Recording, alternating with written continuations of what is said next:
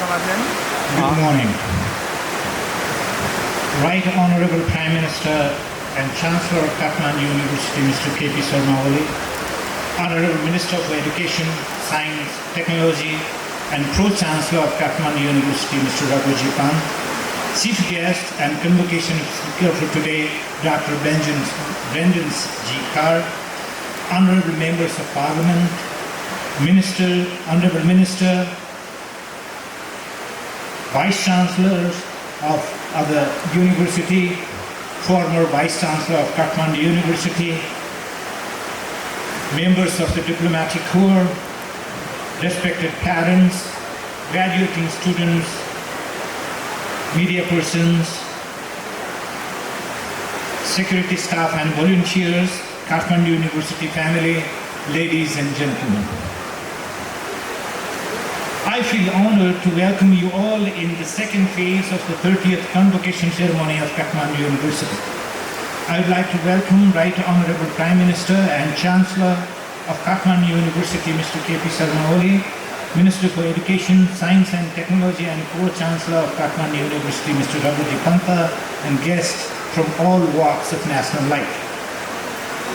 I am particularly grateful to Dr. Brendan G. Carr, Chief Executive Officer of Mount Sinai Health System of the USA, for accepting our invitation to be the chief guest of today's ceremony and deliver the convocation address. Dr. Carr's presence here is also to recognize the invaluable contribution of the Mount Sinai Health System in the advancement of medical education and healthcare system in Nepal in general, and at the Kathmandu University School of Medical Sciences and the Wagle Hospital as Kathmandu University Hospital in particular.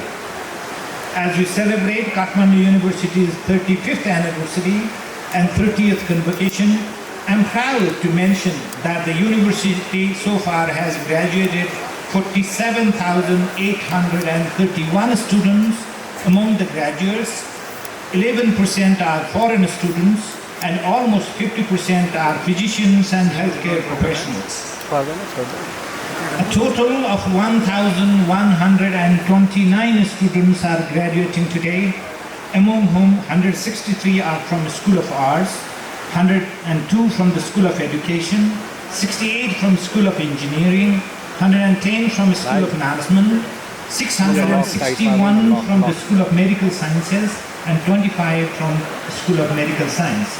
Among them, 118 are foreign nationals and 49.07% are female graduates. The university is also awarding the following degrees for the first time: Dr. Medicine in Critical Care Medicine, Dr. Medicine in Pulmonary Critical Care and Sleep Medicine, PhD in Geomatics Engineering, Bachelor of Professional Hospitality, MSc in Community Health Nursing, MSc in Psychiatric Nursing, and Master of Physiotherapy in Musculoskeletal Physiotherapy. Right Honorable Prime Minister and Chancellor, Honorable Minister, higher education stands at a very critical point of inflection today, both nationally and globally. As per the latest data of the Nepal Rashtra Bank, during the first 10 months of current fiscal year, 185 billion rupees was drained out of the national economy in the form of tuition fees and travel expenses, as around 119,000 students left for higher studies abroad. These are only official figures. The extent of capital flight as families sell their properties after their sons and daughters settle in Western countries, as well as through informal transfer, it is estimated to be at the tune of 400 billion rupees each year. This is nearly 6.5% of national GDP. The cost of attendant losses in the form of human capital flight and social disintegration, while not easily computable, is massive. It is high time we initiated a systematic inquiry into how many of these foreign-bound Nepali students Nepali students actually complete their aspired academic degrees or instead face unforeseen difficulties or humiliating deportation or even deaths in foreign lands. Globally too, the era of higher education so far heavily skewed towards luring young minds with information, knowledge and skill through classroom, lab and workshop-based teaching is perhaps nearing its end. With smart memory chips in the personal portable gadgets and an exponential rate of adoption of artificial intelligence-enabled human-machine interactions, our approach to higher education in practice universally for its own existence and relevance warrants a radical reorientation on wisdom over knowledge, future employability over current skills, and undiminished trust on natural intelligence over monolithic pursuit of becoming slaves to the machines. Closer home, Nepal's geopolitical, linguistic, and climate advantages are undoubtedly among the best in the world for unleashing her inherent potential in higher education, including in digital technology, medicine, engineering, climate, religion, philosophy, yoga, and traditional medicine, among others. However, bottlenecks emanating from a lack of strong political will for transformation, or lack of liberal and coherent policy in place, and sweeping false narratives have constrained the prospect of making Nepal's higher education as an instrument of economic growth. For example, doctors, engineers, and scientists produced by Nepal's higher education system have performed exceptionally well internationally. Countries like UK, Australia, the USA are hiring Nepali nurses in thousands. The success rate of our doctors in exams like USMLE is by far highest. Our agricultural scientists are serving in many developed economies. Our environmental scientists are doing path-breaking research of universal value. These are continuous outcomes rather than one-off exceptions. Paradoxically enough, our higher education is often labeled as being inferior in quality, and our higher education institutions thereof are deprived of due global recognition and ranking. But the fact is, the developed countries would not hire our graduates in life-saving professions if they didn't possess reasonably acceptable skills along with the human qualities required to instantly adapt to new working environment. Therefore, to begin with, we must jointly work to reverse this often self-disparaging narrative and be proud of our achievements despite systemic neglect and dismissals. The initiative taken by the University Grants Commission Nepal to formulate regulation in regard to academic bank of credit and dual, double and joint degrees is indeed a commendable step. A few other bold policy departures as well-devised plans to retain our student population within the country are of paramount importance today. Right Honorable Prime Minister, right since the inception of Kathmandu University has been a pioneer in introducing state-of-the-art futuristic disciplines in the higher education sector of Nepal, ranging from engineering, medicine and science to soft sciences, including management, humanities, education, and law. In keeping with the same tradition, we will soon start higher degrees in hospital management, business and corporate law, history and philosophy, among others.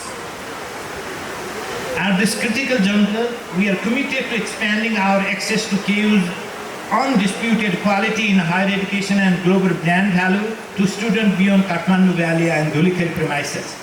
We have therefore planned to deliver at least one undergraduate program in each of the 7 provinces of the country through a competitive and transparent affiliation process.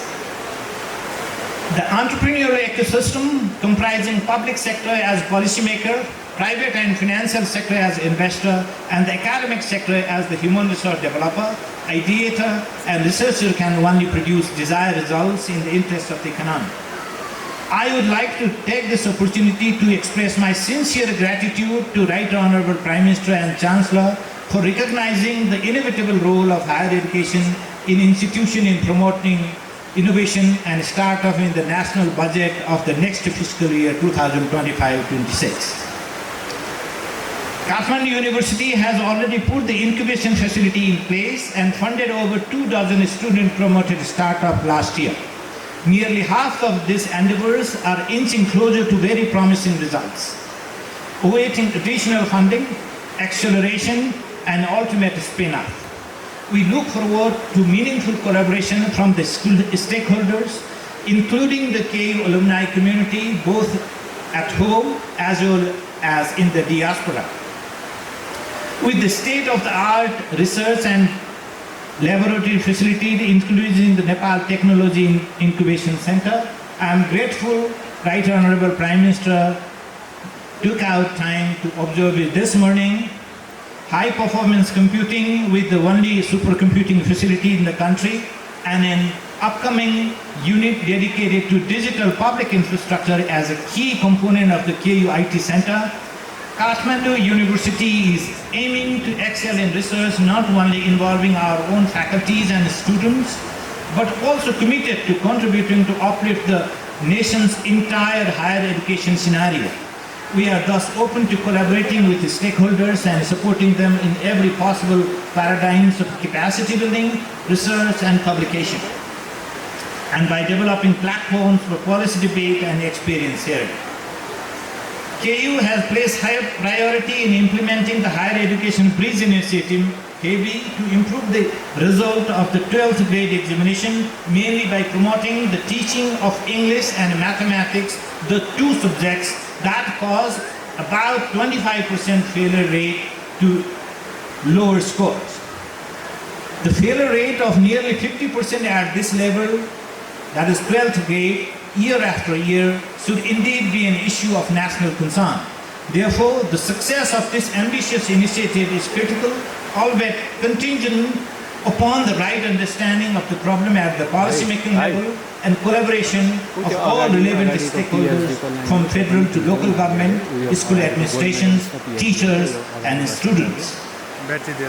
Similarly, the university has begun developing Kathmandu University High School into a true laboratory school under the direct management of the School of Management Education of Kathmandu University. Building on the mission, vision, and strong brand name of KU handed down by us, by its founders and my predecessor Vice Chancellor, I, as the fourth Vice Chancellor of this university, commit myself to continuing with the good precedents of the past with an individual undivided focus on future academic excellence. Our 5-year strategic plan 2022 to 27 is in implementation and is contributing to make my own aim of making this university smart, resilient, and sustainable. We are undertaking a massive digitization initiative with an individually customizable app of the Kathmandu University, which has been launched today as KU Connect. It is usable by all the students. Later it will be customized for the faculties and other users. And we are determined to automate our examination system, and our resource optimization is another key strategy to achieve the goal of making KU really a green university. In Kathmandu University, we have a dream to make this university a center of excellence for of higher education in Nepal, not only for the use and purpose of Kathmandu University. We are ready to provide the capacity building facility of the faculties for all the universities, provide support in academic administration, setting up the department, setting up a curricula, and facilitating to make their examination system efficient. Dear graduates, this is your day by all means today. Your hard work and tireless effort and emotional and financial investment of your parents and guardians have paid off. As you enter into the professional life after achieving an academic milestone, I have no doubt that our knowledge, Your knowledge, skills, and domain identity will be general enough to leave a quality of life for yourself. But this moment of joy in your life should also be the moment of reflection and reckoning. Since your first day in preschool, you are instructed invariably to be moral, honest, and truthful in life. How much of these ideals have you been actually able to internalize and practice in your real life? Have you been expressing your adequate gratitude to all those who mattered in your journey so far? Your parents, your friends, your teachers, your neighbors, or whoever they may be. Have the concept of patriotism, family values, and culturally endowed humility become redundant and unnecessary burden to the generation of digital natives? Since I am asking you to reflect on these questions, I don't want to impose my own answers on you. But one conclusive statement I would like to make is that not only the human race, but also the humanity must survive to save the planet Earth from obliteration. The use of all putatively great scientific achievements, from nuclear capabilities, heavy lifted drones to artificial intelligence, in destroying the human race in any pretext is unacceptable.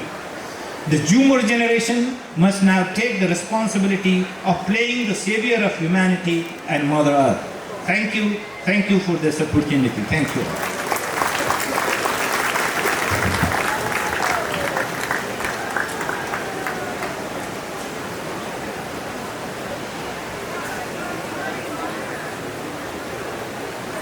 Thank you, sir, for your enlightening speech. In the meantime, I would like to request